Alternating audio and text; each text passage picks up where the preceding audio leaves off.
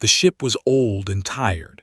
Its metal walls groaned with every turn, and the air recyclers hummed a sad, constant song. The Wandering Dawn had been built for cargo, not people. But war does not care about comfort. War only cares about survival. Pressed her forehead against the cold observation window and watched the stars drift by. They looked peaceful out there, so far away from the death and fire that had consumed 3 worlds. She had been an agricultural specialist back home, growing food in the hydroponic towers of the Korean unified colonies. She had spent her days among green leaves and quiet machines. Now she spent her days among strangers, refugees like herself, all of them running from a war none of them had started. The ship carried 412 souls. Humans made up about half of that number. The rest were aliens from worlds had only read about in school. There were the chitin, insect-like beings with clicking mandibles and compound eyes that reflected light like broken mirrors. There were the gentle giants covered in soft gray fur, their large eyes always wet with what looked like tears. And there were the... Turned away from the window and looked across the common hall. They had claimed the far corner as their territory. 7 adults sat in a loose circle, their bodies still and watchful. They were massive creatures, each one standing nearly 2 meters tall when upright. Their skin was covered in scales the color of night, and their eyes glowed faintly yellow in the dim ship lighting. Long claws curled from their fingers, sharp enough to cut through metal. Their teeth, when they showed them, were designed for tearing flesh. The galaxy feared the... They were apex predators, hunters who had evolved at the top of their food chain. Their entire society was built on strength and dominance. The weak served the strong. The strong took what they wanted. It was simple, brutal, and effective. But even predators could become refugees. They had been one of the first to fall. The enemy had burned their jungles and poisoned their oceans. Now these 7 adults and their 4 cubs were all that remained of their pack, perhaps all that remained of their species. Watch the cubs. They were younger than she had first thought, maybe the equivalent of human teenagers, 2 males and 2 females. The males were named and was the larger of the 2, his scales darker, his movements more aggressive. He walked like he owned every space he entered. Was leaner, quicker, always watching for opportunities. The females were and was strong and protective, always positioning herself between her siblings and potential threats. Was the smallest, barely reaching shoulder, but her eyes burned with a fierce light that made up for her size. The cubs spent most of their time testing each other. They wrestled in the corridors. They snapped at each other during meals.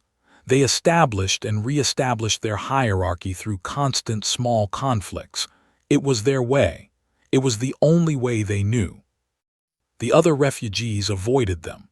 When they walked through the common areas, the chitins scattered to the walls. They lowered their heads and backed away. Even the humans gave them wide space. No one wanted to accidentally trigger a predator's hunting instincts. But found herself watching them more and more, not with fear but with curiosity. She had grown up on a farming station where resources were always limited.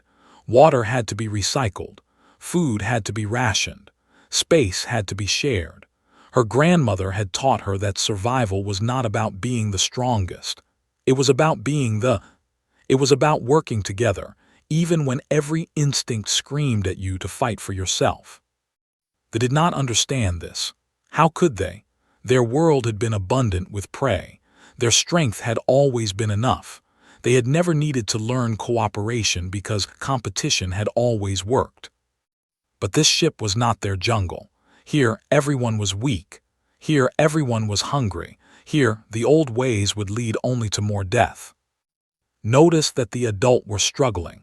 The eldest female and the pack's matriarch spent long hours in council meetings with leaders from other species. She was trying to negotiate for better quarters, for more food, for recognition of status. But the other species did not trust predators. They remembered the stories. They remembered the fear. And the cubs were growing more restless every day. The ship's ration system was automated. Every 12 hours, the dispensers released food packets tailored to each species' dietary needs. This meant synthetic meat cubes, dense blocks of protein designed to satisfy carnivore hunger. But the portions were calculated for survival, not satisfaction. The cubs were always hungry. They were always on edge. Saw the danger building. She saw it in the way claws scraped the floor when he walked. She saw it in the way his eyes tracked movement, any movement with predatory focus. She saw it in the way encircled each other during meals, neither willing to show weakness. Something bad was coming, could feel it. She thought about saying something to someone. Maybe to Captain, the human commander who managed the refugee sections. Maybe to one of the chitin who seemed to understand social dynamics. But what would she say? That she had a feeling, that the predator cubs looked hungry. Everyone knew they were dangerous. Everyone was already watching them. What could one agricultural specialist do that the entire ship's leadership could not? So did what she had always done when faced with problems too big to solve. She prepared. She started keeping her ration packs instead of eating them immediately. She stored protein bars in her jacket pocket. She carried dried vegetables in a small pouch on her belt. She did not know what she was preparing for. She only knew that when the moment came, she wanted to be ready. The moment came 3 days later. It was evening cycle, the time when the ship's lights dimmed to simulate night. Most refugees were in their sleeping quarters. The common hall was nearly empty. Was sitting alone, reviewing agricultural data on a cracked tablet, when she heard the first snarl. She looked up. The cubs were at the ration dispenser, and something had gone wrong. The machine had released only 3 portions instead of 4. 3 cubes of synthetic meat for 4 hungry predators. Had already grabbed 2. Was reaching for the 3rd. And stood with empty hands and fury in their eyes. The snarling grew louder.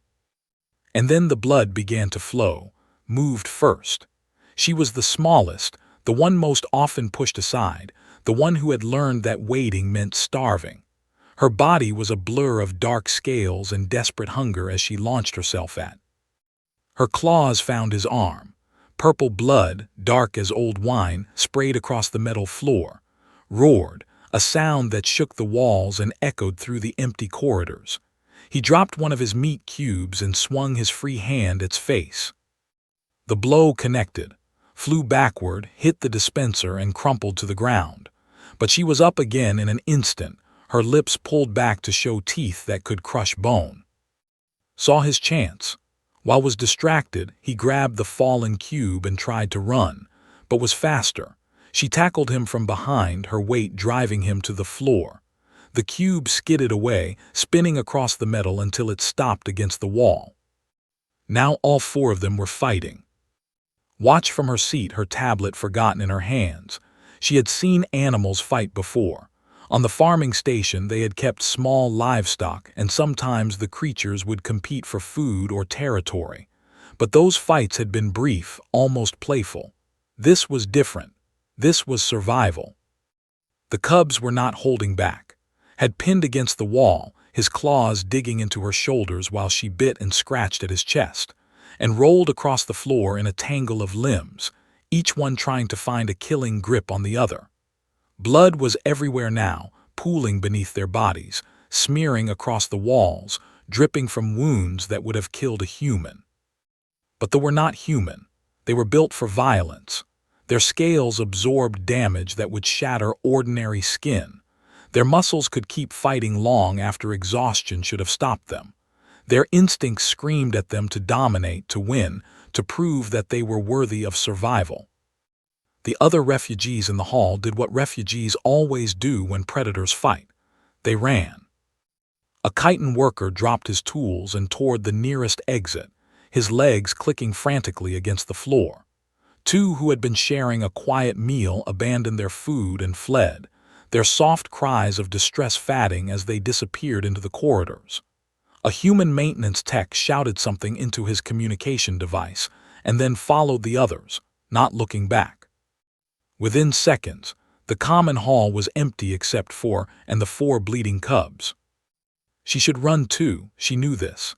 Every logical part of her brain was screaming at her to move, to get away, to find safety before one of those claws found her throat. She was small and soft and slow. She had no weapons. She had no armor. She had nothing that could stop in a killing rage. But did not run. She thought about her grandmother. The old woman had survived 3 famines, 2 plagues, and the collapse of Earth's first colony ship. She had lived through times when food was so scarce that families turned against each other, when neighbors became enemies, when the strong took everything and the weak died in the shadows. And yet her grandmother had also raised 12 children, built a community from nothing, and died peacefully in her bed at the age of 107. She had survived not by being the strongest or the fastest, but by being the. When people fight over bread, her grandmother used to say, the bread always loses, and then everyone goes hungry. Stood up, her legs were shaking, but she forced them to hold her weight. She reached into her jacket and felt the protein bar she had been saving. It was warm from her body heat, slightly bent from being carried all day. It was not much. It was barely enough to satisfy her own hunger. But it was something. She walked toward the fighting cubs. The noise was terrible, snarls and screams and the wet sound of claws tearing flesh. The smell was worse, a thick metallic scent mixed with something sharp and alien. Eyes watered, her stomach twisted, every step felt like walking into fire. Had released and was now facing. The 2 males circled each other, their bodies low, their claws extended. Was trying to reach the forgotten meat cube near the wall, but kept blocking her path, refusing to let anyone claim what she herself could not have. None of them noticed the human approaching. Stopped 3 meters away from the nearest cub, close enough to be heard, far enough to maybe, possibly, have a chance to run if everything went wrong. She took a breath. "Hey," she said. Her voice was quiet, almost gentle. It was the voice she used when calming frightened animals on the farm. It was the voice her grandmother had used when settling disputes between hungry children. The cubs froze. 4 pairs of yellow eyes turned toward her. 4 sets of claws stopped in mid-swing. 4 bodies, covered in blood and trembling with rage, went suddenly, dangerously still. Felt the weight of their attention like a physical force. These were predators. She was prey. Every cell in their bodies was designed to hunt, to kill, to consume, and she had just made herself the most interesting thing in the room. His jaw was still locked around his forearm. He did not release it, but he also did not bite down. He simply watched, his eyes tracking smallest movements with terrifying precision. Blood dripped onto the floor. The ship's recyclers hummed. Somewhere in the distance, an alarm began to wail, warning of violence in the common area. Reached into her jacket and pulled out the protein bar. "I have food," she said. "Real food, enough for all of you." She held it up so they could see. It was a small thing, wrapped in silver foil, stamped with human writing they probably could not read. It smelled like nothing compared to the synthetic meat they craved. But it was being offered, freely, without demand or condition. The cubs did not move. Slowly, carefully, lowered herself to the floor. She sat cross-legged on the cold metal, putting herself below their eye level, making herself as small and unthreatening as possible. Then she tore the protein bar into 4 equal pieces. "One for each of you," she said. "No fighting, no blood, just food." She placed the pieces on the floor in front of her and pulled her hands back. The cubs stared at the offering, then they stared at each other, then they stared at. Nobody moved. The alarm continued to wail. Waited, the silence stretched like a wire about to snap. Could hear her own heartbeat, loud and fast, drumming against her ribs. She could feel sweat forming on her palms, cooling in the recycled air. She kept her eyes soft, her body still, her hands open and empty.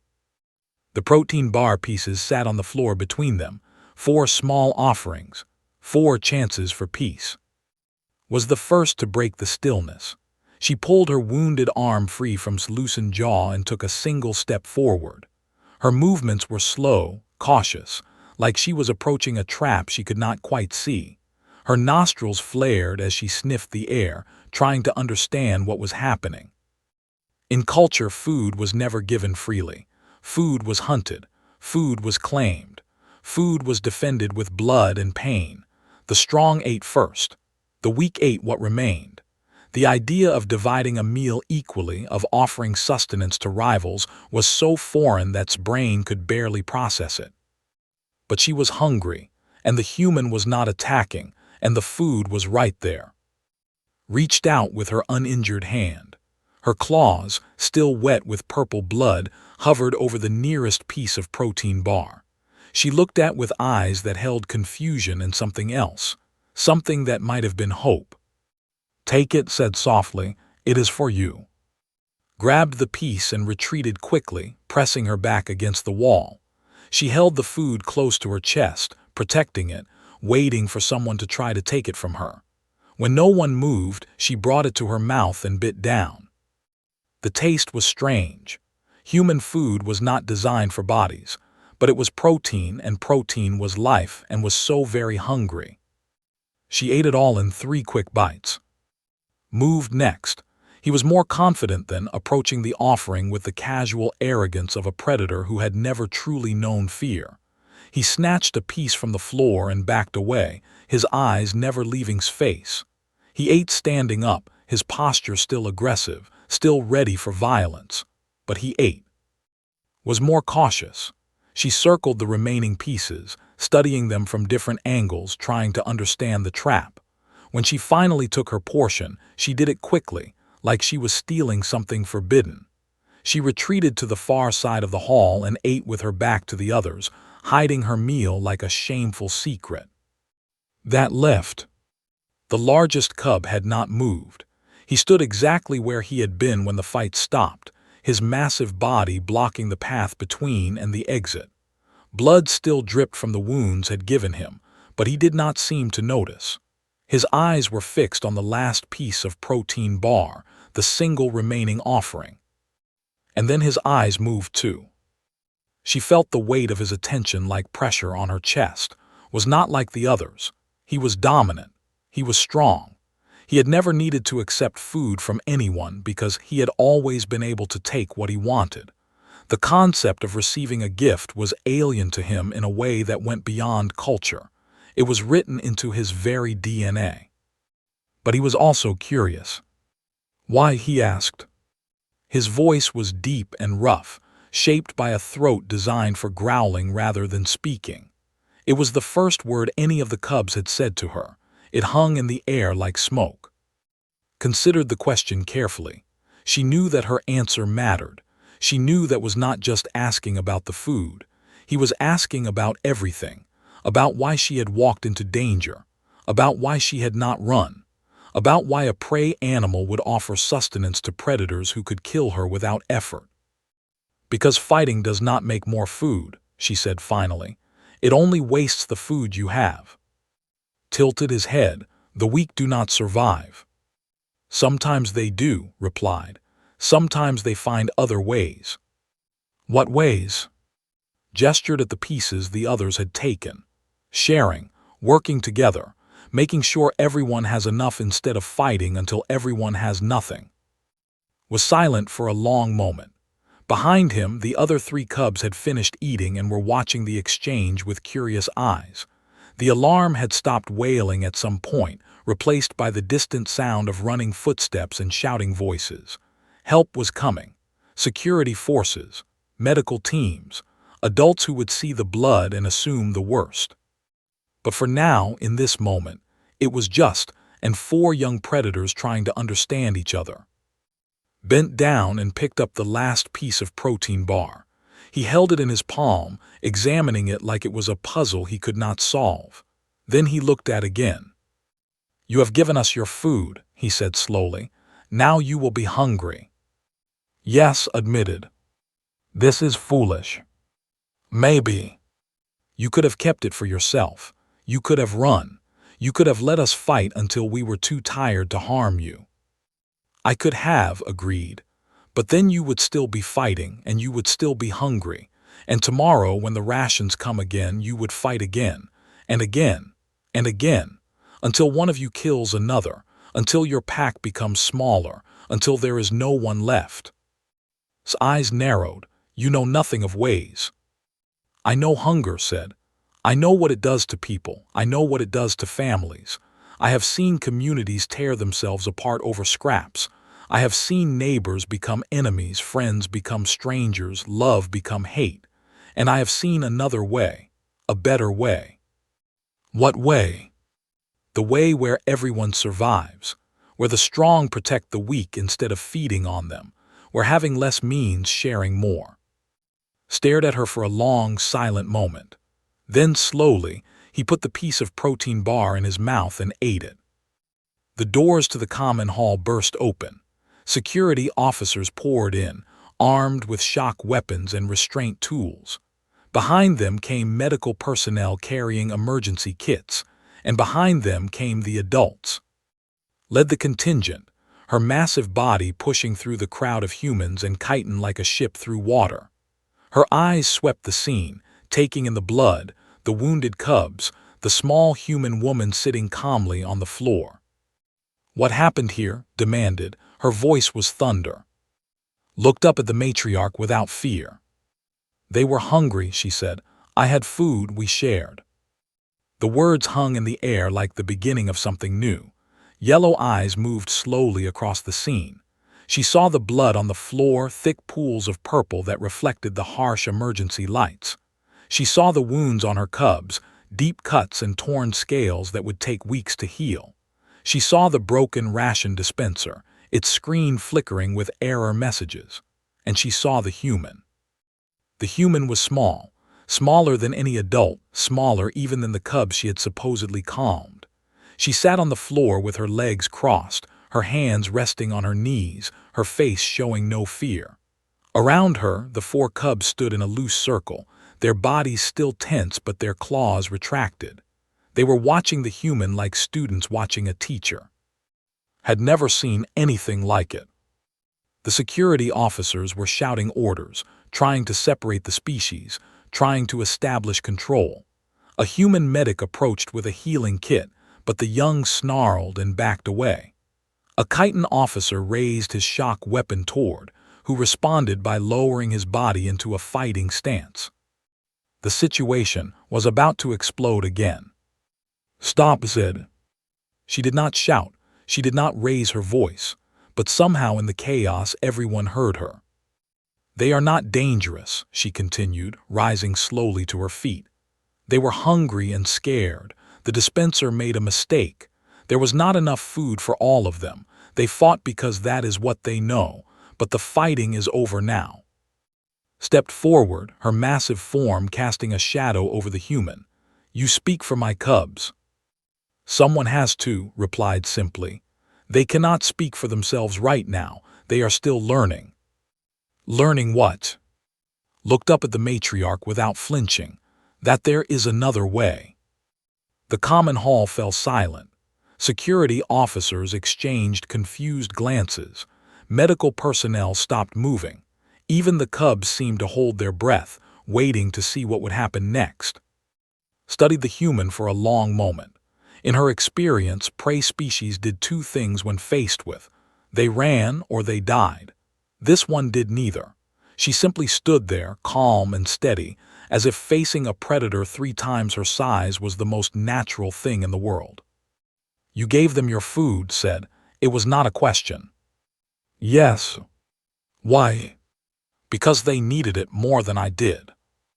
His crest rose slightly, a sign of surprise among her people. You risked your life for predator young who were not your own, young who could have killed you without effort. Yes. This is madness.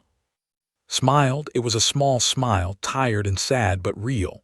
Maybe, or maybe it is wisdom.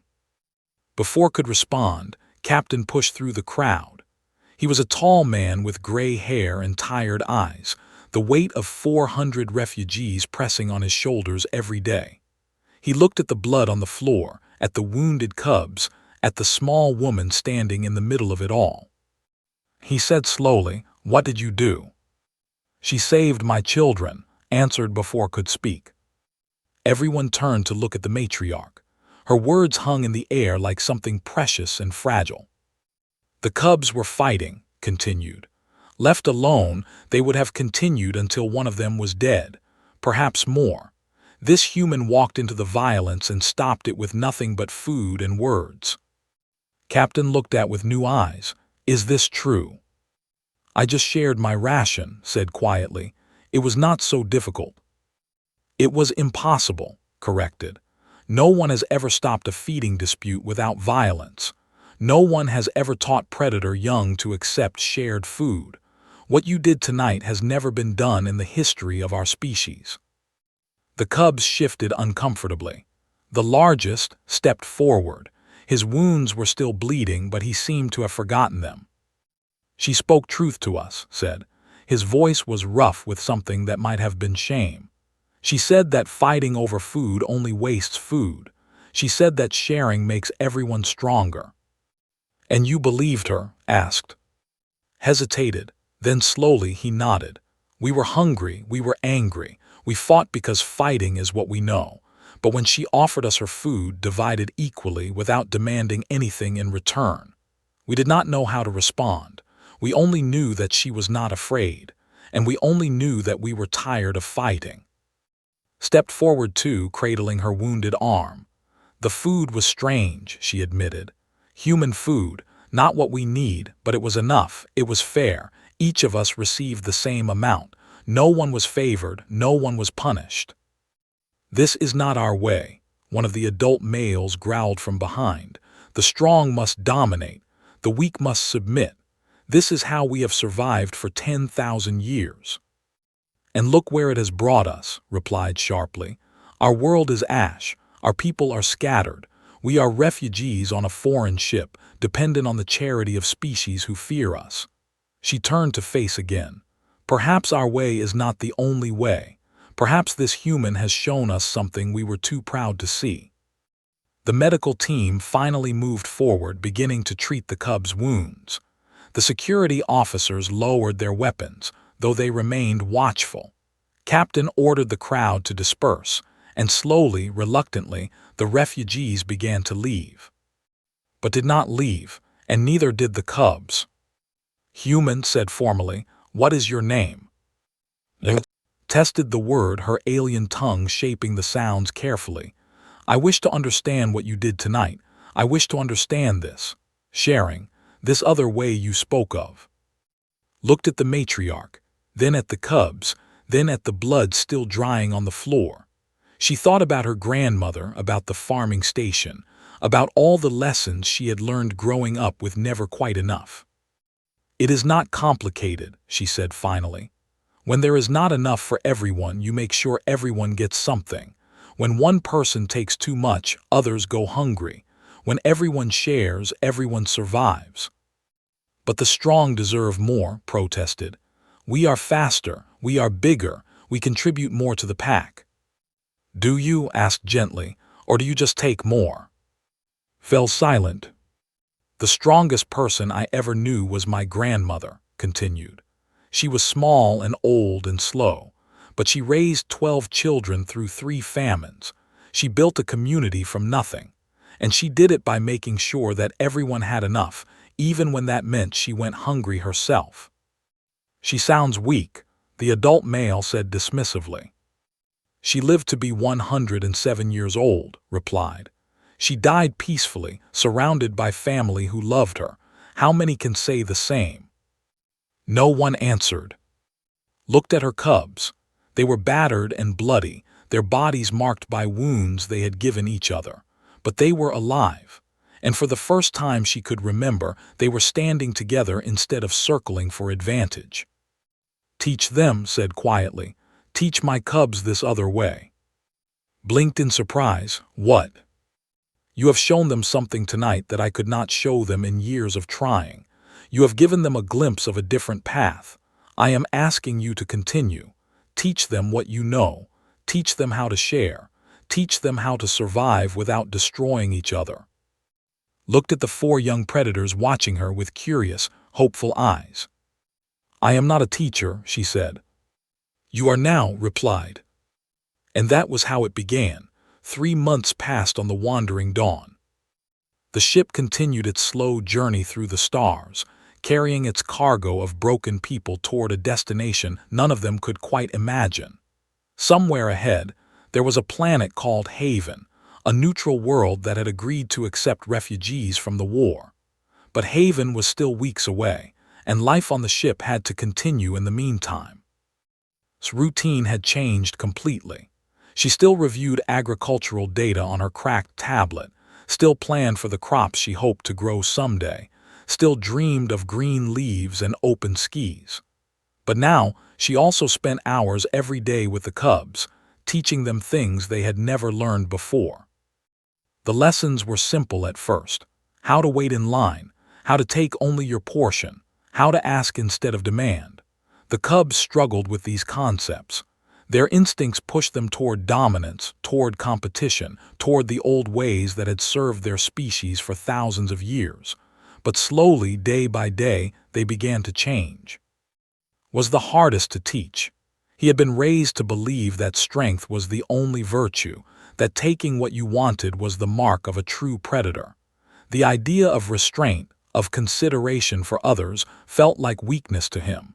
But he watched carefully, and he noticed something strange. The other refugees had stopped fearing her. Before the incident in the common hall had been invisible. Just another human, just another refugee, just another mouth to feed on an overcrowded ship. But after word spread about what she had done, everything changed. People started greeting her in the corridors. They saved seats for her in the meal hall. They asked for her advice, sought her company, treated her with respect that had nothing to do with strength or dominance. Had power, not the power of claws and teeth, but something else, something that did not have a word for. One evening he asked her about it. "Why do they listen to you?" he said. "You are small, you are weak. You have no weapons, no status, no pack to protect you, yet they follow your words like you are a leader."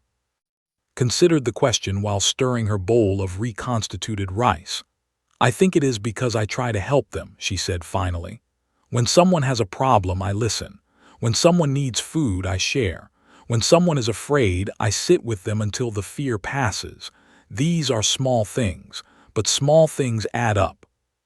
"But what do you get in return?" "Their trust, their friendship, their help when I need it," smiled. "It is like a bank but for kindness. You put in what you can, and when you need something, there is enough for everyone." Shook his head slowly. If you give without taking, others see you as prey. They take and take until there is nothing left." "Is that what happened to your?" asked gently. Went very still. For a long moment he did not speak. When he finally answered, his voice was rough with old pain. "We fought each other more than we fought the enemy," he admitted. "Pack against pack, clan against clan. Even when the fires came, we could not unite. We were too busy competing for what little remained." "And where did that leave you?" "Here, on this ship. 7 adults and 4 cubs, all that is left of 1,000 generations." Reached out and touched his arm. Her small human hand looked strange against his dark scales, fragile and pale, but she did not pull away. "Maybe that is why you survived," she said.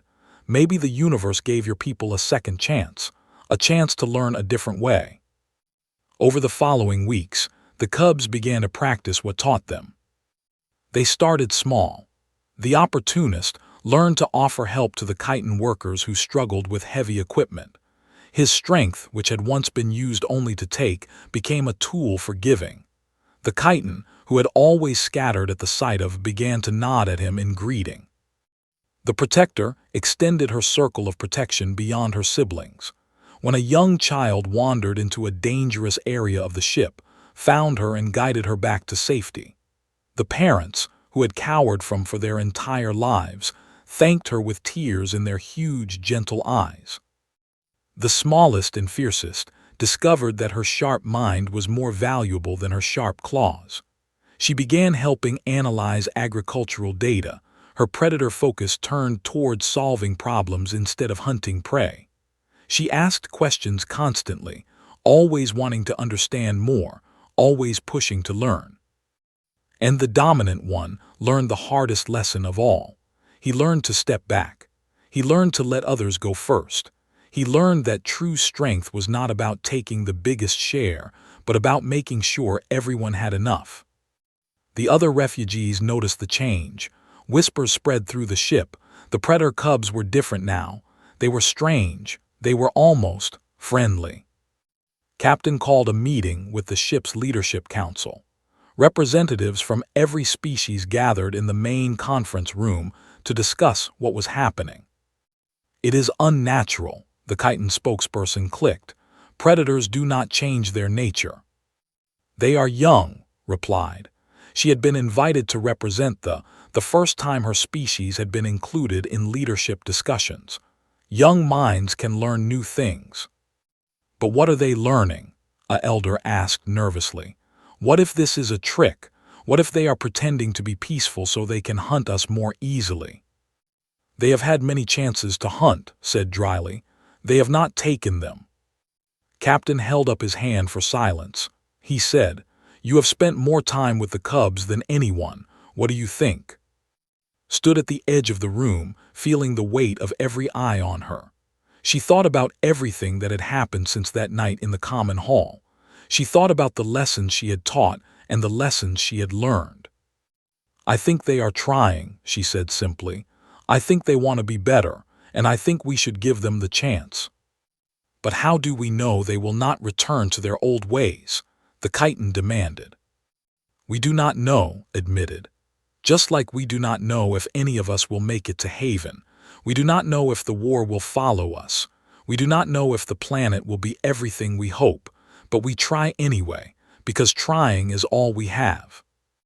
The council argued for hours. Some demanded that they be separated from the other refugees. Some suggested that the cubs be confined to their quarters.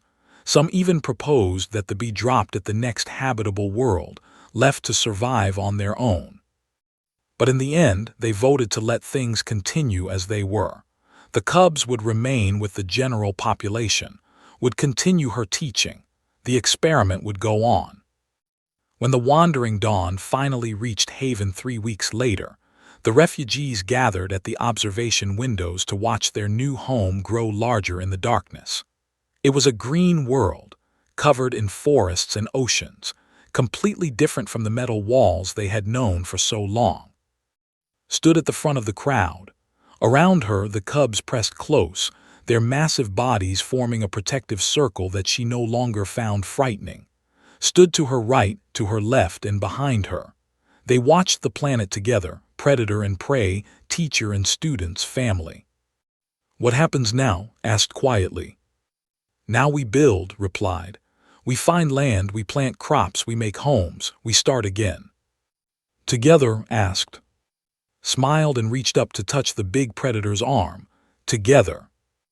Months later, travelers from other worlds would visit Haven and find something they had never seen before.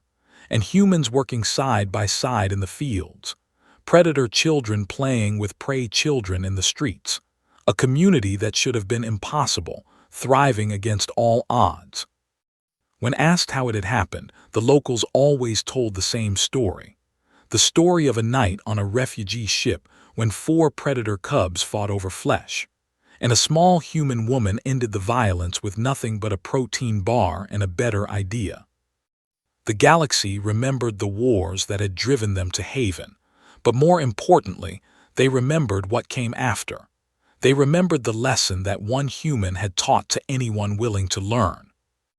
That survival is not about being the strongest. It is about being strong enough to share.